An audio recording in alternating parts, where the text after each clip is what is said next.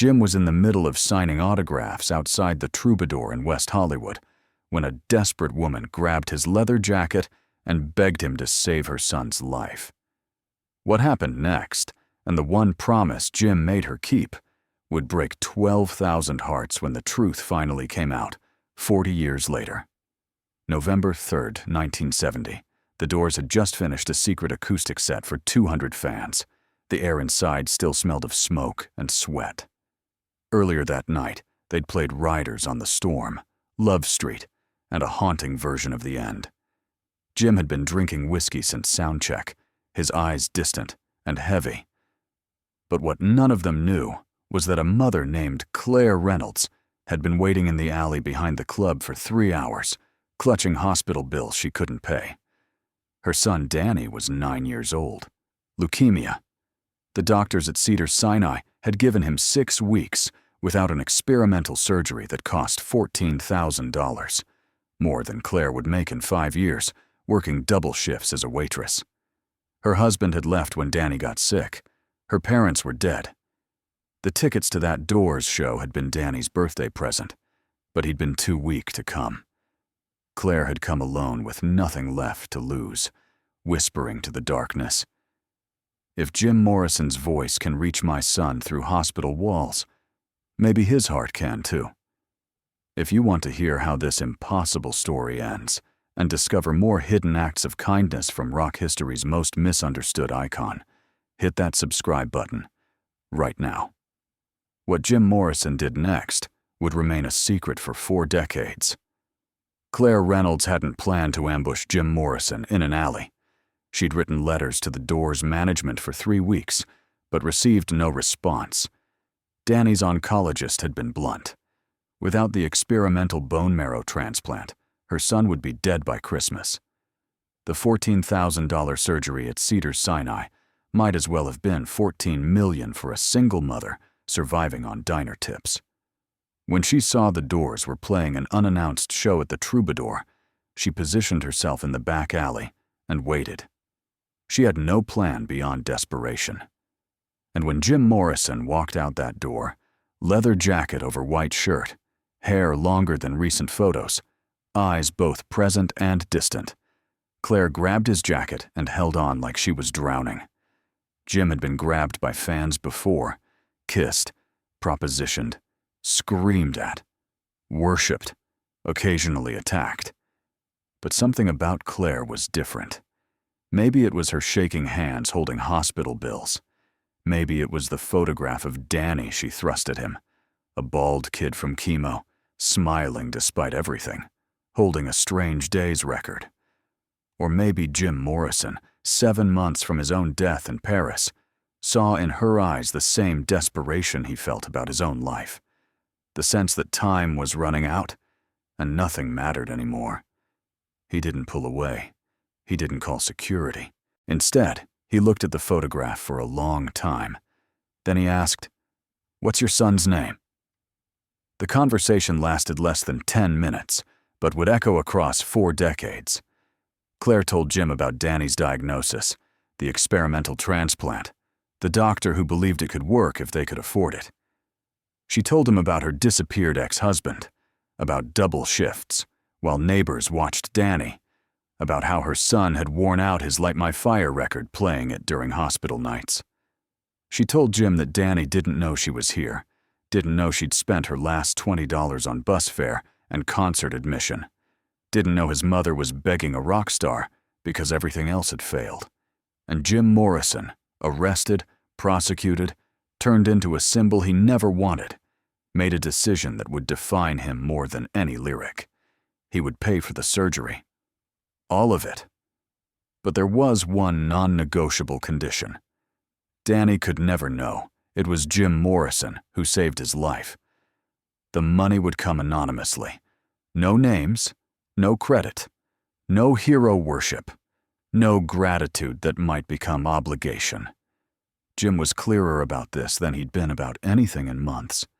He didn't want Danny growing up thinking he owed his life to some rock star. Didn't want the kid's survival to become about Jim Morrison instead of Danny's own strength. He'd seen fame twist everything it touched. and he wasn't going to let his money, which he never wanted anyway, become another weight on a kid who just needed a chance to live. Claire tried to argue, tried to say Danny would want to thank him, but Jim cut her off. "I don't want to be remembered as the guy who saved your son. I want your son to remember that he saved himself. Promise me you'll never tell him." What happened next happened quietly. Jim contacted his business manager the next morning and instructed $14,000 be transferred immediately to Cedars-Sinai, completely anonymous, structured so even hospital administrators wouldn't know the source. The manager set up a blind trust through a law firm, routing money through legal layers that made tracing it nearly impossible. 3 days later, Danny's oncologist called Claire, confused but elated. Funding had materialized. They could schedule surgery for the following week. Did she know anything about this? Claire, keeping her promise, said she had no idea. Must be a miracle. The doctor, who didn't believe in miracles, agreed it was inexplicable. And Danny, 9 years old and too sick to question good fortune, just smiled when told the surgery was happening. He asked if he could go back to school after. Claire, crying, told him yes. He never asked where the money came from, because it never occurred to him that money was the barrier between him and living. The surgery happened November 18th, 1970. 11 hours. Danny's body, ravaged by leukemia and weakened by chemo, had to accept donor marrow. Still experimental, 60% success rate. Claire sat in the waiting room all 11 hours, staring at Jim Morrison's photo she'd hidden in her purse. She couldn't tell anyone what he'd done. She'd promised. But she needed to remember someone had cared. The surgery worked. Danny's body accepted the transplant. By Christmas, his original death deadline, Danny was in remission. By spring, his hair grew back. By summer, he played baseball again. And through it all, he had no idea Jim Morrison had bought him that chance. He knew his mom worked extra shifts. He knew some grant paid for surgery. But he never knew the truth because Claire kept her promise, and Jim never told anyone what he'd done. Jim Morrison died in Paris on July 3rd, 1971, 8 months after paying for Danny's surgery. 27 years old. Heart failure. No autopsy. Circumstances murky. The world mourned the Lizard King. Thousands of words were written about his legacy. But nobody wrote about a 9-year-old in Los Angeles who was alive because Jim gave away money he didn't care about to save a life he'd never meet. Claire read about Morrison's death in the newspaper at work.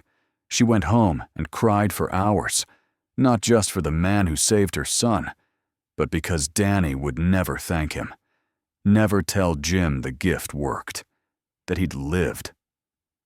Claire wanted to break her promise then, wanted Danny to at least know who to thank. But she didn't. And Danny Reynolds grew up healthy, graduated high school, went to college, became an architect, got married, had kids, lived a full life without ever knowing Jim Morrison was the reason any of it was possible. The secret held for 40 years.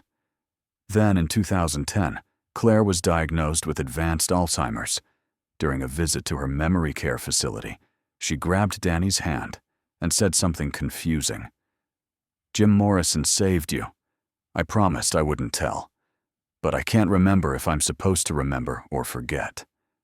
Danny thought this was confused rambling, but Claire became insistent, kept repeating Morrison's name, kept talking about a promise, kept saying, "The alley, the Troubadour, November." Then, in a moment of clarity that would be one of her last, she told Danny everything. Danny didn't believe it at first. It sounded like fantasy from a deteriorating mind. But Claire was specific. November 3rd, 1970, the Troubadour, $14,000. Complete anonymity. She remembered what Jim wore, what he said, how he'd looked at Danny's photo. And she remembered the 40-year promise now escaping her failing memory. Danny investigated. Hospital records showed payment from anonymous legal trust, processed through a now-defunct LA law firm. He tracked down one of the firm's elderly partners, who remembered vaguely. Couldn't confirm Morrison due to confidentiality, but remembered the instructions. Complete anonymity, no publicity, money transferred immediately to save a child, structured so source could never be traced. The lawyer said, "Whoever did this didn't want credit. They just wanted you to live." Danny spent 3 months researching, cross-referencing dates, tracking Morrison's movements in late 1970. He found the bootleg of that Troubadour show. He found interviews about Jim's disillusionment with fame, his desire to disappear, his strange generosity he never wanted acknowledged. Ray Manzarek once said Jim would give money to strangers and get angry if they thanked him. Pamela Corson mentioned Jim made a large anonymous hospital donation in late 1970, but refused to say why. The pieces fit, the timeline matched, but Danny had no absolute proof, just his dying mother's confession and circumstantial evidence he couldn't ignore. In August 2011, Danny bought a ticket to Paris. He'd never been to Europe, never cared about visiting Père Lachaise Cemetery. But he needed to see Jim Morrison's grave, needed to say something to the man who might have saved his life 40 years earlier. What do you say to a ghost who gave you life as a gift, and ask that it remain anonymous? How do you thank someone who didn't want thanks? Danny didn't have answers. He just had the need to go. He found Morrison's grave on a quiet Wednesday afternoon, waited until relatively alone, then knelt down and did something he hadn't done since childhood in the hospital. He cried. He cried for Jim, who died at 27, without knowing if the kid he saved had lived. He cried for his mother, whose mind was dissolving after carrying this secret 40 years. He cried for himself, for discovering his entire life, education, career, marriage, children, existed only because a stranger decided he deserved a chance. He cried because gratitude is a debt that can't be paid when the creditor is dead, and because Morrison had specifically structured this gift so Danny would never feel indebted, would never feel his life was anything but his own achievement. For 40 years, Danny had lived freely, believing he'd beaten cancer through medicine and luck, but now he knew. And it changed everything while changing nothing. Danny stayed 2 hours. He talked to Jim, telling him about his life, college, architecture career, his wife Jennifer, their 2 kids, his mother's Alzheimer's, how strange it was being 50 and suddenly discovering the origin story of your existence. He said he understood why anonymity had been important, why Morrison hadn't wanted to be anyone's hero. He said he was sorry Jim never knew the transplant worked, never knew Danny had lived, never saw that his money had bought 50 more years of life. Then Danny said something that felt both necessary and futile. "Thank you. I know you didn't want to hear that. But thank you." When Danny returned to Los Angeles, his mother had 3 weeks left. He visited daily, and on lucid days, he told her about Paris, about standing at Morrison's grave, about finally saying the thank you she'd never been allowed to say. Claire smiled peacefully and said she was glad she'd told him, even if it broke the promise. She thought Jim would understand. Then she said something Danny would think about for years. He saved your life. But maybe you saved his too, even if he never knew it. He needed to know something he did mattered beyond fame and music. You mattered to him, even though he never met you. Claire died September 12, 2011. Danny scattered her ashes at the beach where she'd taken him as a sick child because it was free and beautiful and made them feel life was bigger than cancer. Against what Jim Morrison would have wanted, Danny decided to tell the story. He reached out to Doors communities online, shared what documentation he had. Most were skeptical, without absolute proof. But some believed. Ray Manzarek said it sounded exactly like Jim. John Densmore confirmed Jim gave away money to strangers and was obsessive about not wanting credit. A former business manager confirmed, without violating confidentiality, that Morrison made several anonymous donations in 1970, was specific about anonymity, seemed almost angry at the idea of being thanked. The story slowly spread. Fan communities, music journalism, mainstream media. Some ran it as fact, others as legend. Nobody could prove it definitively. But Danny stood by his story, not needing validation, but feeling the world should know Jim Morrison had been more than the Lizard King, more than the drunk poet who died in a bathtub. He'd been someone who stopped in an alley to listen to a desperate mother. Someone who gave away money he didn't care about to save a life he'd never meet. Someone who understood the best kindness doesn't demand recognition, doesn't turn recipients into debtors, just gives and walks away. Today at Père Lachaise Cemetery, you'll occasionally find notes mentioning Danny Reynolds. Thank you for saving the kid. Your gift is still living. People who know the story understand Jim Morrison's legacy isn't just music and poetry. It's also a man named Danny Reynolds who became an architect, raised 2 kids, lived a full life that almost didn't happen. It's the thousands of days Danny got because Jim spent 10 minutes in an alley listening. It's the future that unfolded from one decision by a man 7 months from his own death.